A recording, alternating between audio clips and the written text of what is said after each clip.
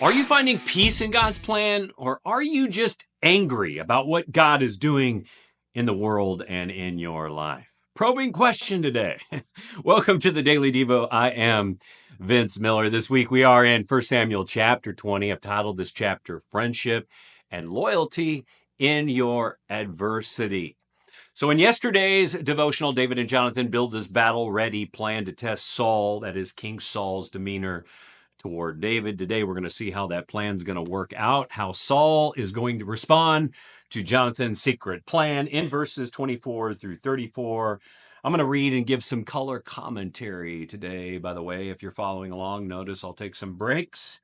It reads, "So David hid himself in the field, and when the new moon came, the king sat down to eat food. The king sat on his seat, as at other times, on the seat by the wall." That's very strategic for a king to sit with his back protected to the wall. The king sat on his seat as at other times on the seat by the wall. Jonathan sat opposite, and Abner sat by Saul's side. But David's place was empty. Very interesting moment here. We see now why David is absent. King Saul and the chief of his army are sitting against the wall. David would have sat next to Jonathan, which meant his back would be exposed to any kind of attack.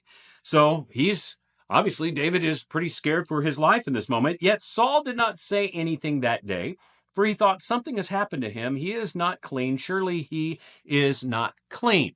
So the first day of a new moon was a holy day, a righteous day, a celebrated festival day, by the way. That is why they're called to be here. But the second day is not a holy day.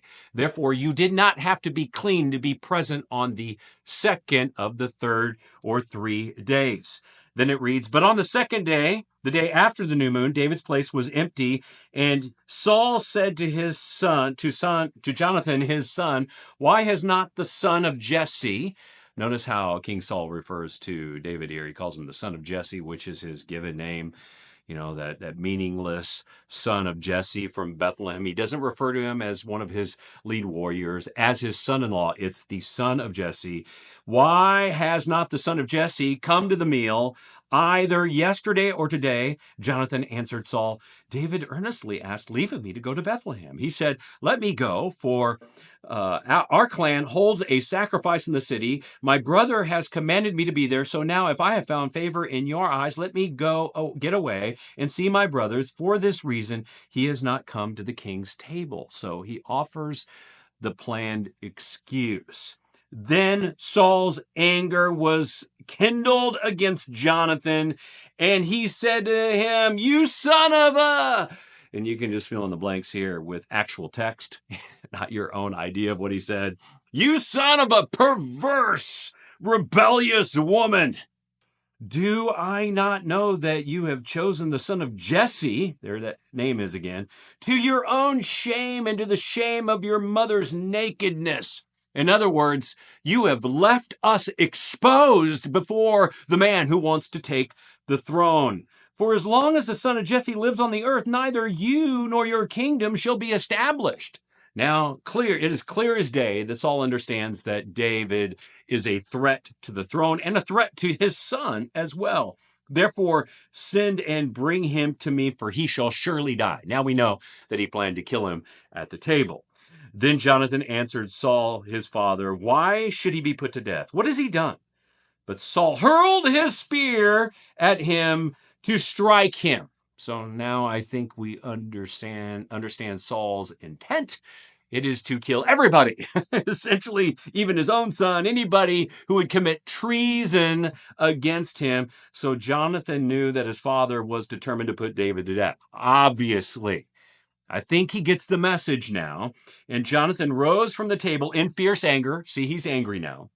And ate no food the second day of the month, for he was grieved for David, because his father had disgraced him. So here we go. This is the instance. Now we know where everything stands in the story, and I hope that you get the clear message of what's going to happen next. Now, we could focus on a lot of aspects of this text, but I want to center this particular devotional on Saul's anger. Saul is furious. He is furious because David poses a threat to his throne, which means that he and his family could lose their entire royal legacy.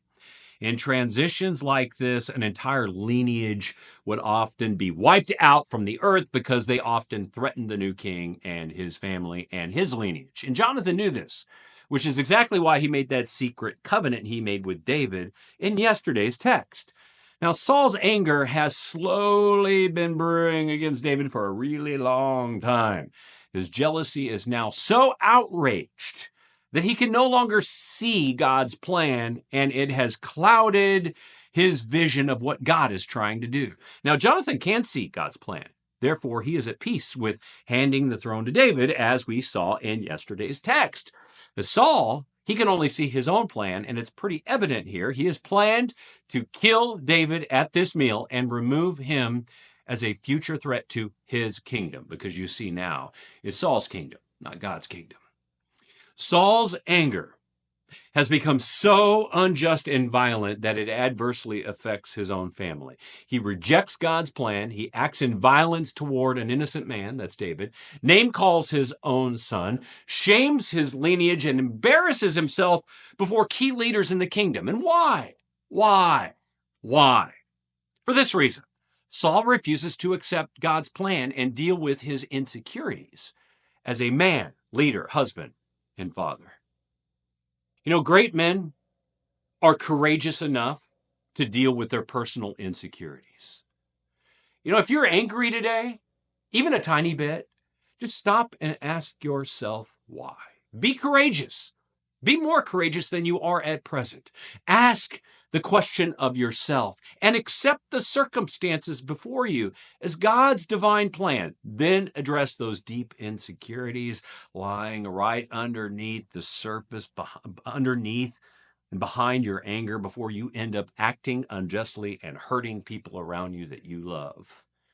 Some of you today, you need to stop being so irritated and angry all the time and find peace in God's plan, just like Jonathan did. I love you guys. I pray this has blessed you and challenged you. If it has, challenge and bless someone else. And I'll see you right back here again.